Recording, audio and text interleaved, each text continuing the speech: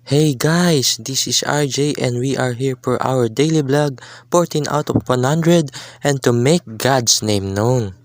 Ayan.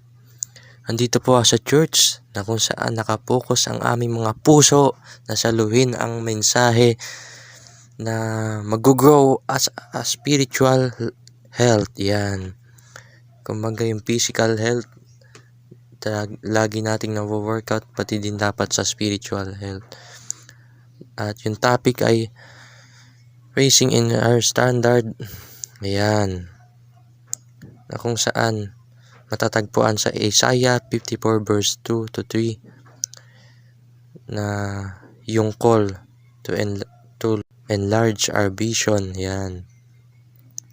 Ayan, napakaganda na makinig sa salita ng Diyos. Ayun lamang po. God bless sa inyong lahat.